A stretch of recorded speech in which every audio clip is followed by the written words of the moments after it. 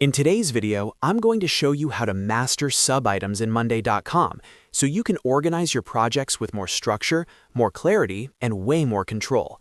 If you've ever felt like your board is getting messy, or you need to break big tasks into smaller actionable steps, subitems are exactly what you need.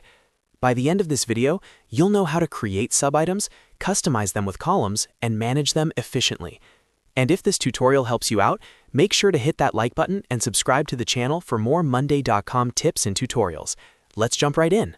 First, let's talk about how to create subitems in Monday.com.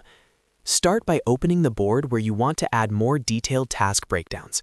Once you're inside your board, hover over any existing item. When you move your cursor under the item name, you'll see a small plus icon appear.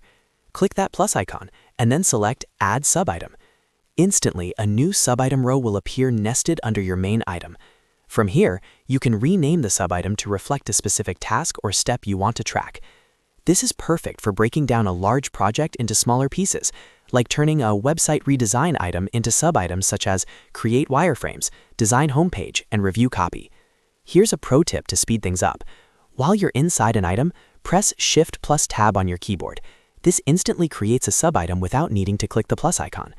If you're building out multiple subtasks quickly, this shortcut can save you a lot of time. Now let's move on to customizing your subitems by adding columns. One of the most powerful features of subitems is that they have their own columns, separate from the parent items. That means you can track detailed information at the subitem level without cluttering your main board. To add columns to subitems, go to the Subitem section of your board, then click on plus Add Column. From here, you can choose the type of column you want to add. For example, you might add a status column to track progress, like not started, working on it, or done. You could add a people column to assign team members to specific subtasks. A date column is useful for deadlines. Numbers columns are great for tracking hours worked, budget costs, or quantities. You can even add a files column to attach documents directly to individual subitems. Keep in mind that any columns you add in the subitem section will apply to all subitems across the entire board.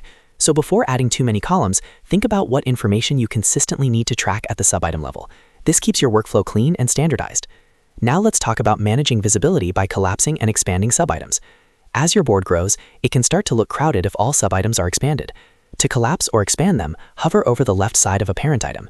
You'll see a small arrow appear. Click that arrow to expand and reveal the subitems, or click it again to collapse them.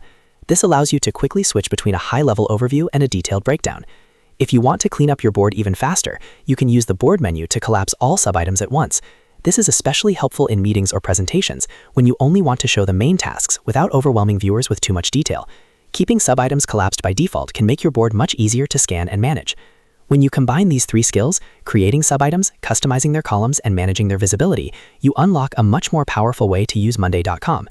Instead of cramming everything into one item, you create structured layers that reflect how real projects actually work.